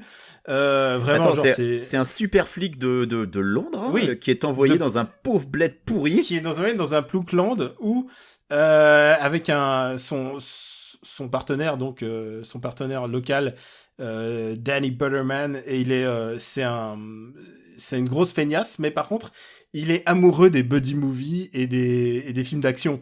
Et ça donne aussi le caractère un peu méta. Tu parlais tout à l'heure, papa, de la réinterprétation des codes. C'est un film qui réinterprète les codes du polar, du buddy movie, mais qui les réadapte avec une telle jubilation. Et c'est presque un whoodonit en plus. C'est un whodunit. Et c'est vraiment mon gros problème avec le film, c'est que autant sur comment s'appelle, la peinture de l'Angleterre profonde, fan du Brexit, etc., il est tout à fait pertinent. Autant sur tout le reste, je le trouve vraiment moins drôle, moins attachant et moins fluide. C'est-à-dire que vraiment la partie whodunit pour moi pollue beaucoup le film, parce qu'en fait, si tu regardes bien le film commence avec Simon Pegg, avec ses exploits, machin, ils arrivent, ils s'arrêtent, ils font la partie whodunit, et puis après ils reprennent sur le truc d'action, et il y a vraiment là une césure que je retrouve pas dans ces autres films, ou alors dans le dernier bar avant la fin du monde, mais ça a lieu que sur la fin du film, ou la fin qui arrive, qui a strictement rien à voir, tu comprends pas d'où ça sort. Mais là, il y a vraiment un truc qui me gêne de Hot Fuzz à chaque fois, c'est que vraiment, il arrive pas à faire coexister les deux aspects de son film, en fait, en un. Et ça me pose un vrai souci à chaque fois que je le regarde. Et c'est que la partie whodunit, en plus, je la trouve moins réussie que whodunit et aussi slasher aussi. T'as un peu de ça aussi dedans. Et je la trouve moins réussie que le reste, et je trouve la cohabitation c'est là où c'est le moins fluide, en fait. Ce film me fait hurler de rire, et le principal, c'est surtout qu'il se repose pas tant sur Simon Pegg et Nick Frost, je trouve, que sur Timothy Dalton. Timothy Dalton, qui est le extraordinaire, le plus jubilatoire. Genre, les gens, ils se tirent la nouille sur Michael Keaton, mais Timothy Dalton, il était là. Timothy Dalton en méchant, il était déjà bien dans Rocketeer. Et là, il joue le nazi, mais sans la croix gammée, quoi. Il est hilarant, quoi. Avec sa petite moustache, il est merveilleux. Avec la moustache de Collabo, là. Putain, mais qui extraordinaire. J'adore ce film. Et je voulais juste dire, c'est pas le dernier bar avant la fin du monde, c'est dernier pub. Parce que l'autre truc, l'autre truc, c'est un bar trop cher à Châtelet. Voilà, non, mais c'est parce que moi je Putain, mais il en sait rien, il habite plus à Paris. Il est là. Si, je sais. Ça se trouve, ils font des promos. moi j'ai dans la tête sous le titre World's End, en fait, c'est pour ça. Voilà, que, donc on va dire World's End. Donc toi tu préfères World's End à Hot Fuzz, alors vas-y défends-le, parce que moi j'ai trouvé que c'était le plus faible des trois, en fait. Eh ben tout simplement parce que World's End, il y a un truc que je trouve formidable, c'est cette description de l'amitié masculine jusqu'au boutiste. C'est-à-dire que moi je trouve que c'est le plus touchant de tous les films de la trilogie Cornetto, et toute la partie, enfin l'arc de Simon Pegg, je le trouve génial, et les relations qui se nouent, puis surtout ce côté on se revoit, on est des potes, mais en fait on a tous changé chacun à notre manière, et ça se dévoile au fur et à mesure. Ah bah on s'est tenté mais version pub anglais. Voilà, exactement. Et je trouve, enfin, c'est les petits mouchoirs version pub anglais. Non, on s'est tant aimé. Non, non, c'est parce que c'est pas Les Petits Mouchoirs. Les Petits Mouchoirs, c'est un film d'hypocrite et de connard. Là, c'est vraiment un film sincère et pour le coup vraiment pertinent, je trouve, dans cette approche, même dans la relation qu'ils ont avec comment ça s'appelle Rosamund Pike. Voilà, la relation qu'ils ont avec oui, Rosamund voilà, Pike. Tu parlais de bromance, oui, mais il y a Rosamund Pike au milieu. Et oui, il y a Rosamund Pike, mais aussi, enfin justement cette espèce de point de pivot de la mémoire. Enfin voilà, il y a un peu tout qui se mélange et on aimerait être celui qu'on a été, mais on l'est plus. Il y en a certains qui arrivent à vrai et d'autres pas. Voilà, enfin il y a vraiment un côté que je trouve super touchant dans ce film-là. Et voilà, et moi le seul problème que j'ai avec ce film-là, c'est sa conclusion. Enfin sa conclusion, c'est ces 20 dernières minutes où à partir de la scène où ils vont, tu sais, dans l'espèce de truc salle souterraine. Ouais. Alors moi j'avais déjà rigolo. du mal avec le tournant fantastique du film, mais alors la fin ça me l'a, mais pouf. Ouais, là la fin, enfin genre tu sens que c'est précipité, il savait plus trop où aller et voilà, c'est le problème que j'ai, mais finalement je trouve que ces 20 minutes là me gâchent pas toute la sincérité et puis surtout enfin moi ces personnages je les adorais tous autant qu'ils sont, enfin tous les mecs du casting, je trouve surtout Martin Freeman. Oui, Martin Freeman est génial, enfin dans son rôle dans son rôle un peu à la Fargo, justement, il y a un côté très très Fargo dedans. Moi je pense que le final m'a plus gâché le film. C'est très crépusculaire. Hein. Ouais, je pense que le final m'a plus gâché le film qu'il ne te l'a gâché en fait, et c'est pour ça que tu l'apprécies plus que moi je l'ai apprécié. Même si oui, non, sans doute, oui. J'ai eu du mal dès le tournant fantastique du film en fait. Et le côté bromance, j'aimais beaucoup. Hein. Moi, j'étais super client et tout. Le côté quand Rosamund Pike apparaît et que tu comprends que voilà, c'est la sœur d'un des mecs et que tous les autres à un moment avaient envie de se la serrer et que pendant tout le film tu te dis qu'elle va finir avec Simon Pegg et puis tu sais pas et j'ai trouvé ça vachement bien fait. Mais voilà, le tournant fantastique pour moi est mal négocié. Alors le final fout tout par terre quoi. C'est vraiment ça qui m'a posé problème dans Hot Fuzz. Dans World's End. Voilà, lapsus révélateur. Dans World's End. Non, dans Hot Fuzz, le final, il est extraordinaire, donc c'est pas possible, quoi. Et donc, après cette trilogie Cornetto, Edgar Wright a donc travaillé sur l'adaptation au cinéma de Scott Pilgrim. Alors je t'arrête juste. Scott Pilgrim, il était en 2010. Ouais, il est avant le dernier pub de World's End. Il est avant, ouais. Il l'a fait après, ouais. Ouais, tout à fait. Écoute, c'est pas grave. Je préfère parler de Scott Pilgrim après parce que les trois autres font une trilogie. Et Scott Pilgrim, qui a été quand même massacré par son distributeur, on peut le dire, qu'il a. En France déjà. Ah mais partout, même aux US, il est sorti sous le manteau. Hein. Il a été très très mal marketé. En France, il est sorti 1 an plus tard, alors qu'on trouvait les Blu-ray déjà partout. Donc ça a été un bid à peu près complet mondialement. Moi je suis partant pour parler de Scott Pilgrim. C'est donc l'adaptation d'un comic book de Brian Lee O'Malley, dont la fin n'était pas encore sortie quand le film est sorti. Il manquait un volume, et je pense qu'ils ont déjà allé très loin dans la production quand le 6e est sorti. Ouais. Donc, ce qui fait que... le 6e, c'est le dernier, c'est quand le 5e est sorti. Pardon, 5e. Et c'est pour ça qu'il y a une vraie divergence dans la fin. Et je trouve que la fin du film est mieux que la fin du comic book. Allez-y. Alors non, moi, en aucune... j'ai pas lu le comic book, donc voilà. En aucune mesure que ce soit, je trouve que celle du film, elle est c'est une fin que je qualifierais de Luc Besson, c'est-à-dire l'amour est plus fort que tout, et c'est d'une espèce d'absurdité, alors que justement la BD te montre qu'il a un long cheminement sur lui-même et qu'il essaie de comprendre et de devenir meilleur lui-même, et c'est très long, il y a un très long moment de passage à vide. Tu sais, comme dans les films, il y a un premier acte, un deuxième acte, et le deuxième acte qui finit sur la déprime et la déchéance du héros avant de remonter, et cet acte-là, il est très très long justement dans Scott Pilgrim, la BD. J'allais dire le manga, mais techniquement c'est un manga presque. Et du coup, le film n'a pas su garder ça. Mais par contre, ce qu'il a réussi à faire, c'est qu'il a gardé énormément des codes qui étaient sur papier. Il faut voir ce que Scott Pilgrim faisait des choses sur papier que les gens n'osaient pas faire ou ne font pas. C'est-à-dire utiliser les codes de la bande dessinée pour faire des choses qu'on ne peut faire que sur bande dessinée. Et c'est pour ça que l'adaptation potentielle était difficile, parce que il fallait trouver les manières de le faire. Et c'est ça qui est intéressant dans l'expérience Scott Pilgrim, c'est que les codes du jeu vidéo, les codes de l'animation, les codes du jeu de baston, tout ça, on part d'office que tu les as. On te fait pas un alinéa, on te rappelle pas ce que c'est. On te fait pas un codex dessus, en fait. Voilà. Et justement, du coup, c'est la réussite, je pense, du film, c'est de jamais tergiverser sur son origine et d'accepter pleinement son origine comme un film comic book. Et c'est peut-être la meilleure manière d'adapter une BD. Il y en a eu d'autres. Je pense qu'il y a des... il suffit de se baisser pour trouver des adaptations qui me paraissent plus réussies que celle-là. Mais écoute, vas-y, parce que moi je trouve pas qu'il suffise de se baisser. Hein. Honnêtement, pour moi c'est une des meilleures adaptations jamais faites d'un comic book. Hein. De tête, Rocketeer, Josie and the Pussycats. Mais attends, Rocketeer c'est pas un super film. Hein. Je suis désolé. Mais non, moi je suis désolé, j'adore Rocketeer. Oui, que tu l'adores, que c'est un super film, c'est deux choses différentes. Daniel, tu l'as déjà prouvé plusieurs fois. Revoyez, réécoutez le début de l'émission. Voilà. Ah non, tu peux pas me le sortir à tous les coups. Écoute, je vais expliquer pourquoi moi je trouve que la fin du film est meilleure que celle du comic book. Ou Ghostworld aussi. Ouais, ça se défend. Ouais, ok. Ghostworld si tu veux. Mais pour moi, attends, quand on arrive à citer Ghostworld, ça prouve bien qu'il suffit pas de se baisser, quoi. C'est que quand même, il y en a pas des masses des adaptations comme ça qui sont supérieures. Non, mais John X. Ah non, pardon, excusez-moi, je sors. C'est surtout qu'il y a eu une industrialisation des adaptations de merde, en fait. Maintenant, je voudrais expliquer pourquoi moi je pense que le film, finalement, que la fin du film est plus réussie. Pour moi, le problème que j'ai avec le 6e volume, c'est qu'il dévie complètement de ce qu'était le comic book jusqu'ici. Et effectivement, le 6e volume est très introspectif. Il y a un long passage à vide avec beaucoup de remises en question de Scott, mais que c'était pas du tout ça dans les 5 volumes d'avant, quoi. Et que, en gros, on passe d'un shonen à un machin d'un coup on passe quasiment d'un Dragon Ball à du Taniguchi, quoi, dans le volume 6. Honnêtement, on en est quasiment là. Et pour moi, en fait, que tu trouves que c'est plus réussi, pourquoi pas, mais pour moi, ça dévie complètement du sujet initial, et je comprends pourquoi le film se termine comme il se termine, parce que c'est la continuation logique de tout ce qui s'est passé avant.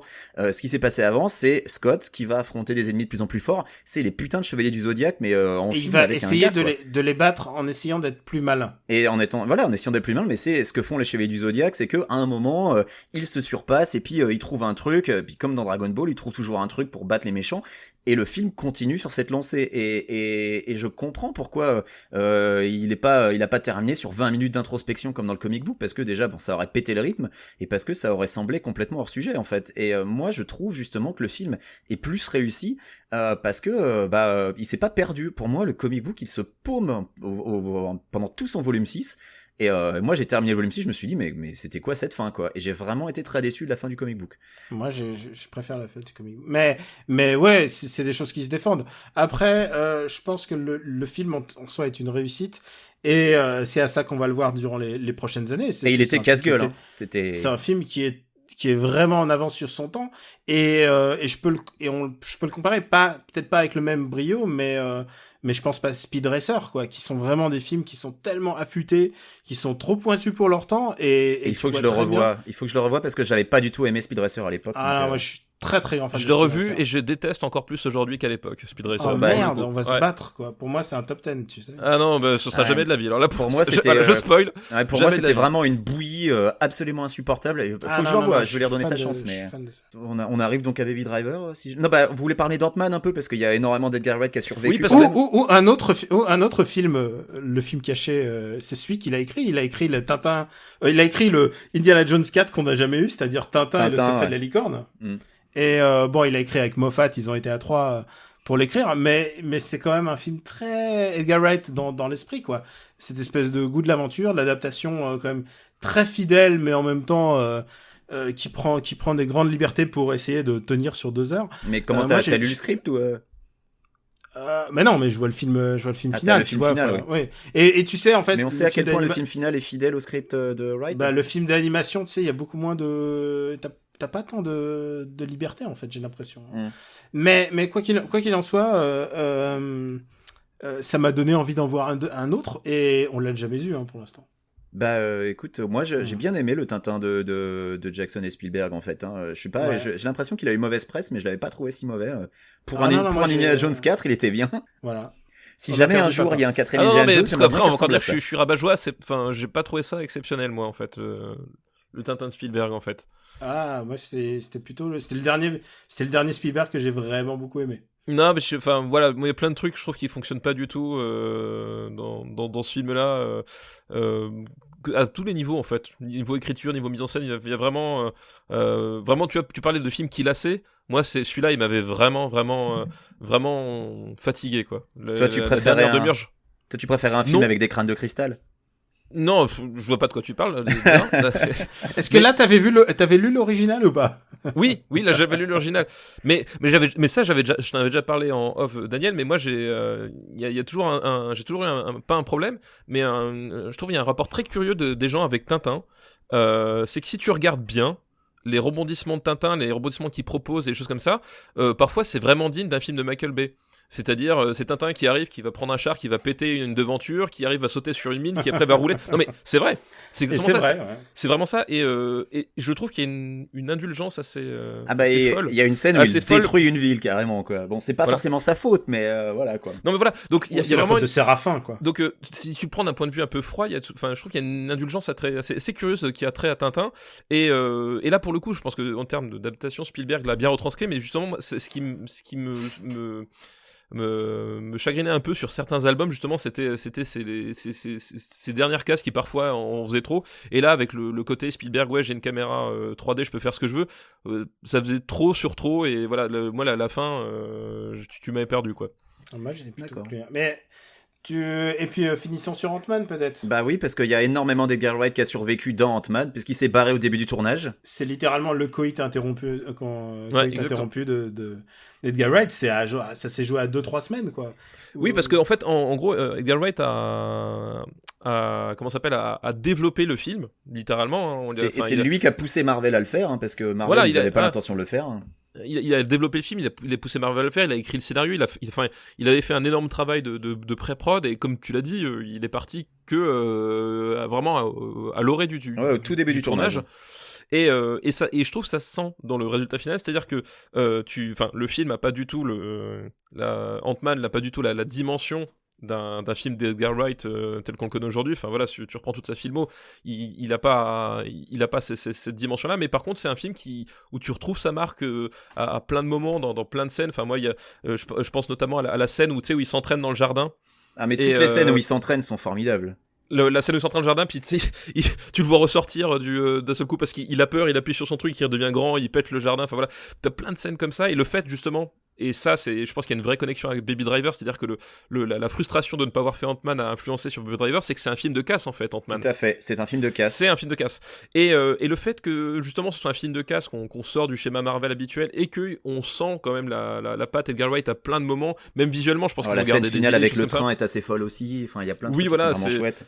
Il y a vraiment des rapports d'échelle. Oui, voilà.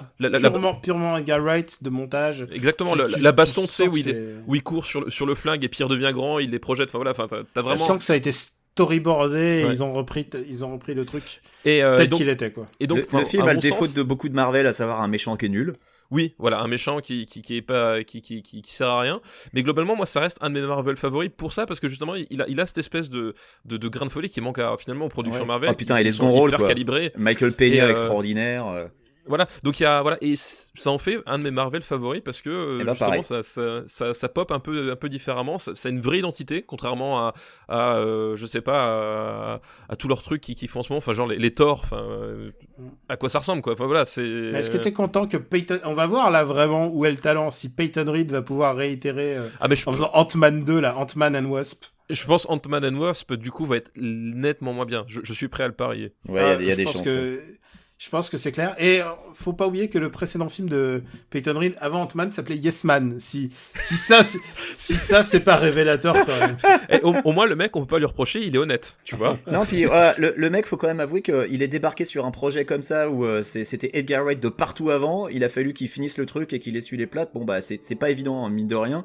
Il s'en est pas si mal sorti, même si l'autre avait fait tout le boulot préparatoire. C'est sûr que sur le suivant, ça risque d'être compliqué. Pourquoi est-ce que je perds mon temps avec un branquignol dans ton genre, alors que je pourrais faire des choses beaucoup plus risquées?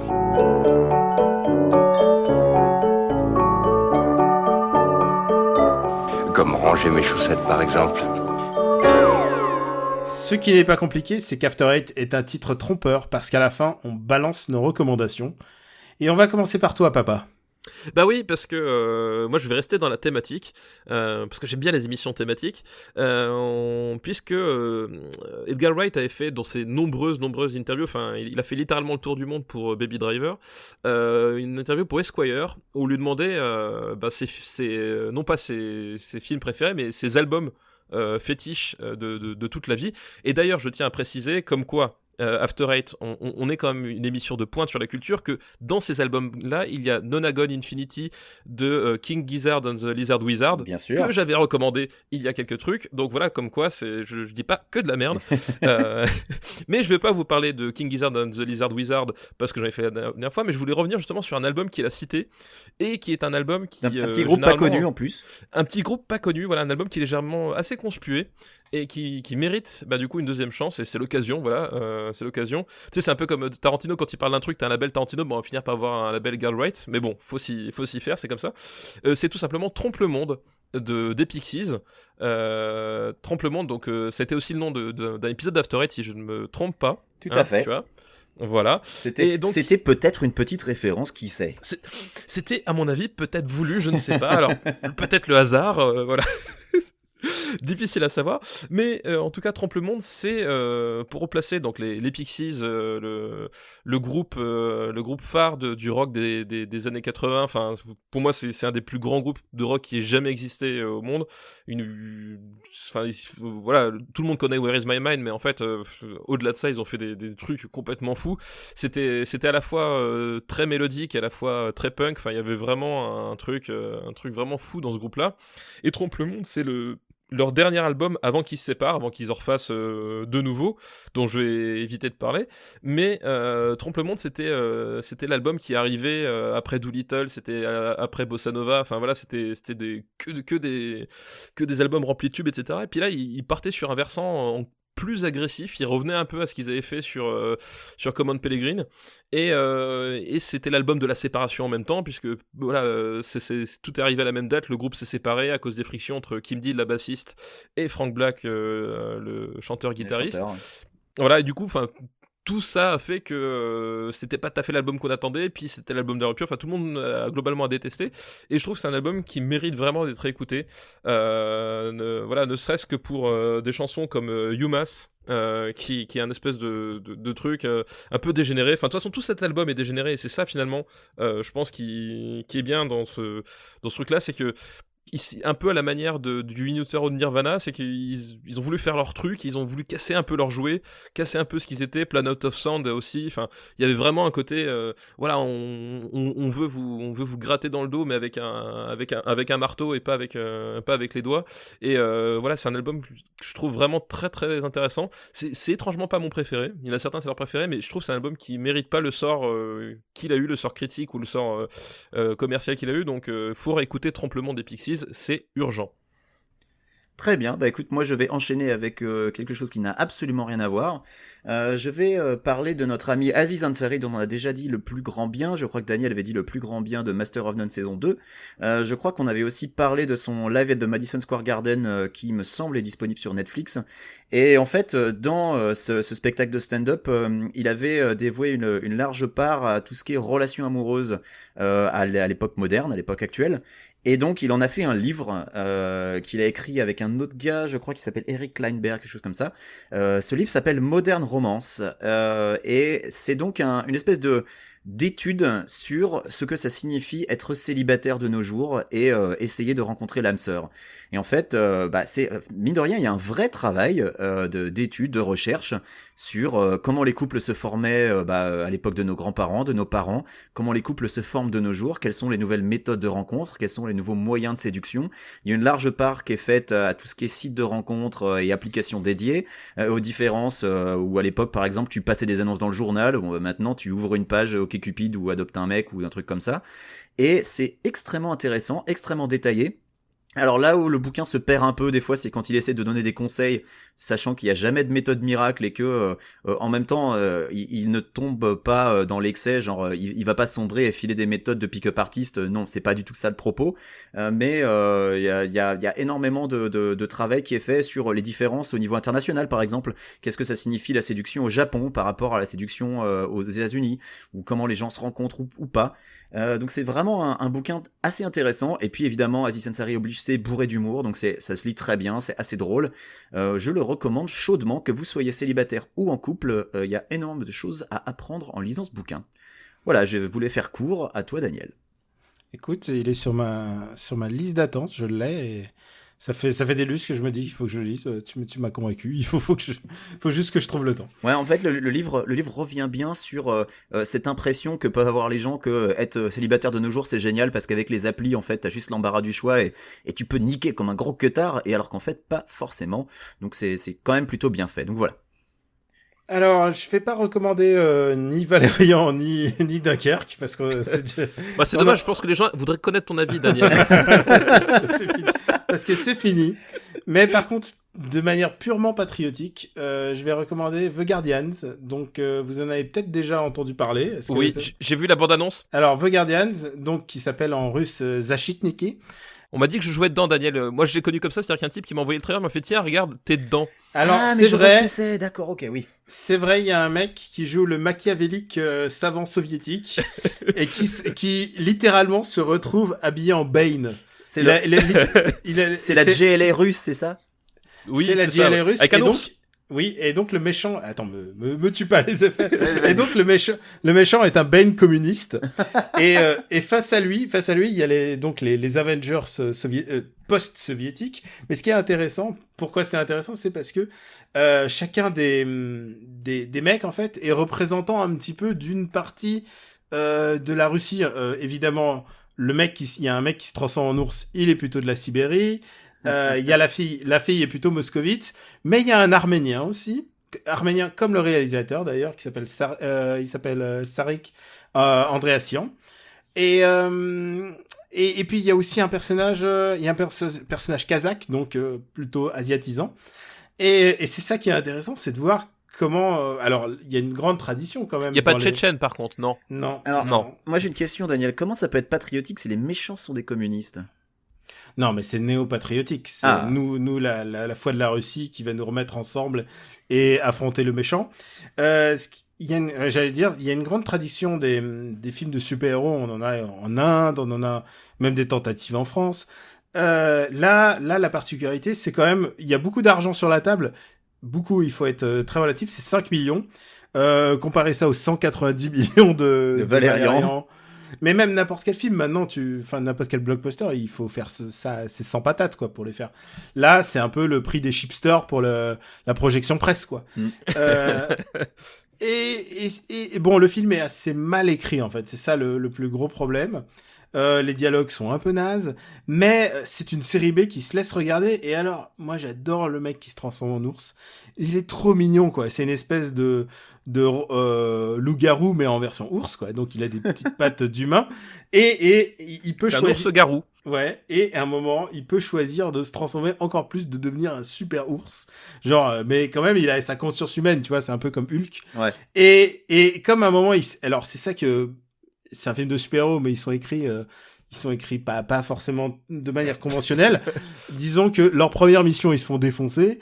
C'est pas du tout ce que tu peux être en train d'attendre d'un... Ah, mais c'est un shonen. Ils se font défoncer et ensuite ils progressent et ils gagnent. Ouais. Et alors, on leur file des super armures, et pour l'ours, on lui file des mitraillettes. Donc, il fait littéralement, il sulfate les... Mais c'est Rocket Ours. Oui, il sulfate les robots communistes, enfin post-communistes. Et c'est trop mignon parce qu'à un moment, quand il se transforme en ours, il a quand même sa mitraillette sur le dos qui tourne. Et c'est sans doute un des trucs animaliers les plus mignons et ridicules que j'ai vu depuis le deuxième Planète des singes. Tu sais, avec le mec, avec le singe avec les 2 Uzi à chaque main sur un cheval. Alors, c'est pas des Uzi, c'est des M249, c'est des mitrailleuses lourdes, hein, en plus. Voilà, oui, évidemment. Sinon, c'est pas assez ridicule. Il y a pas de ridicule, il y a pas de recul sur le gun d'un singe. Et à un moment, il est attaché avec un filin avec tous les autres. Ils sont en train de faire du deltaplane ensemble. Et il est là avec ses petites pattes qui font ouh là là, c'est trop mignon. Ah, donc il parle comme Homer Simpson. Écoute, ça a l'air formidable. Non, il parle pas. C'est moi qui fais la voix. Du coup, c'est vraiment une série B assez intéressante et il tease un peu à la suite un 2 avec les Chinois en méchant. J'ai hâte. J'ai vraiment hâte. Ça a l'air merveilleux. Moi, la seule question que j'ai, c'est est-ce que ce serait pas finalement une adaptation de Tekken telle qu'on l'a toujours voulu, Daniel? Ah, alors il manque un panda, il manque un kangourou. Mais quelque part... D'ailleurs, il manque le kangourou dans Tekken 7. Oui, il manque le kangourou c'est vrai. à cause de la péta. Mais il y a l'ours qui tape sur des gens, il y a apparemment des super armures, ça me fait penser à Jack 5, 6, enfin je sais même plus Jack 7 maintenant du coup. Voilà, tu vois, moi j'ai pensé à Tekken quand tu m'as dit ça, tu vois, et du coup ça m'a émoustillé. Donc voilà, c'est sorti en DVD, VOD, c'est direct aux vidéos. Et je me permets juste d'ajouter un dernier film qui s'appelle La Colle. C'est une comédie basée très inspirée sur Breakfast Club et sur Et sur Spider-Man Homecoming, donc. Non, le jour de la marmotte. Et en fait, ce qui se passe... Un jour sans fin. Un jour sans fin, pardon, excuse-moi. Ce qui se passe, c'est que le mec revit sa colle tout le temps. Il sait pas comment sortir de ce problème. Et t'imagines une heure de colle, c'est terrifiant. Et c'est plutôt rigolo. C'est une comédie française que j'ai trouvé plutôt rigolote. Et en plus, en période de vacances. Donc, au moment où personne ne va les voir. S'il passe encore, jetez-y un coup d'œil. C'est vraiment une bonne... J'ai passé un bon moment, quoi. Et pour que je dise ça d'une comédie française, c'est plutôt... Oui, c'est que ça doit pas être mal. Par rapport à Opération Pays Basque, c'est comment Alors, c'est vraiment au-dessus, putain. Est-ce que tu veux en venir en parler dans MDR? Bah écoute, pourquoi pas. Eh mais c'est pas une blague, hein, un jour, si tu veux faire un MDR... Ah mais écoute... on peut faire des MDR à distance, moi je veux bien. Hein. Ah non, c'est MDR, c'est sur place. Oh. Non mais... Tant qu'à exploiter le potentiel, j'y serais pas allé pour rien, tu vois. Ah bah oui, c'est clair.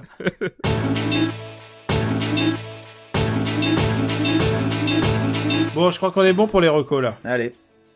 Quicks, où peut... Ah non, allez, papa, peut-être d'abord. Papa, où peut-on te retrouver ?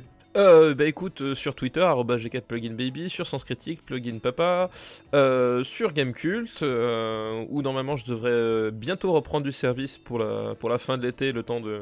Oh là là. De quelques événements, voilà, t'as teasing. Le temps de quelques événements un peu spéciaux, et voilà, et c'est déjà pas mal. Et toi, Quicks ? Eh ben, moi sur Twitter... C'est déjà pas mal. Voilà, c'est déjà pas mal sur Twitter, KWYXZ, et puis ça suffira pour maintenant. À toi, Daniel. Et moi, Camérotix sur Twitter. Et oui, en ce moment, c'est un peu la pause pour MDR. Mais vous pouvez me retrouver sur un podcast qui s'appelle Super Ciné Battle pendant l'été, puisqu'on a décidé de ne pas faire de pause. Et comme vous l'avez peut-être entendu dans notre dernier épisode sur lequel on a vraiment eu beaucoup de retours, on a décidé de pas arrêter pendant les vacances. Et même quand on a eu un problème audio, on a réenregistré l'épisode. Ouais, on a enregistré 2 fois, ouais. Et ce qui donne un épisode un peu particulier. Et j'espère que vous êtes bien amusés parce que le dernier est vraiment... Il est chargé en bons films, quoi. Oui, ouais, le dernier, celui qui arrive, attention, il y a du lourd. La Rivière Pourpre 2, Taxi 2, oh là, vraiment, c'est... Attention, arrête de spoiler, Daniel. Tout le monde ne l'a pas écouté encore. Ah, c'est vrai, mais bon, il est déjà... Bah tant pis pour eux, attends. Il est déjà depuis une semaine dans les bacs. Tu sais quoi, on a juste dit un titre. Donc vous pouvez retrouver After Eight sur after8.fr. Vous pouvez nous télécharger sur le site, mais aussi sur vos applis dédiés, sur le site iTunes, et profitez-en pour nous mettre des étoiles, ça aide au référencement, et ça c'est vraiment pas une blague. Il y a un mec qui me l'a expliqué avec plein de chiffres savants, moi j'ai rien compris, mais il m'a juste dit les étoiles c'est important, donc ouais. Les étoiles c'est important, c'est pas que sur le bouclier de Captain America ou sur l'uniforme des Avengers communistes. Et voilà, je crois qu'on a fait à peu près tout là. Voilà, et je rappelle qu'on a une migration qui approche, elle n'a pas encore été faite, donc si jamais le site est down, ne vous inquiétez pas, c'est normal, il reviendra. Ah putain, j'ai eu peur, une migration qui approche, je me suis dit tu vas parler de quelque chose. Non, je parle de la migration. Je parle de la migration de notre serveur, donc After Eight et Super Ciné Battle seront indisponibles pendant quelques heures, le temps que je finalise tout ça, mais c'est en cours, voilà. Alors téléchargez vite les épisodes. Voilà. On vous remercie beaucoup et on vous dit à bientôt. Ciao. Bisous, salut. Ciao à tous.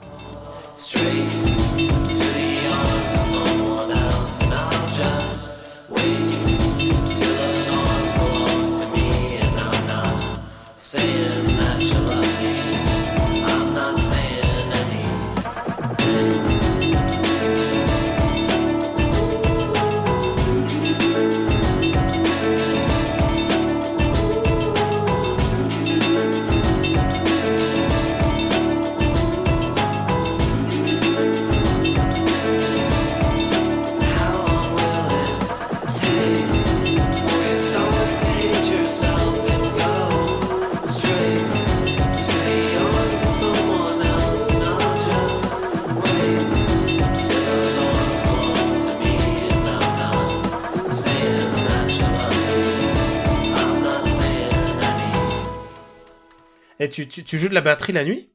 Bah non, quand même pas.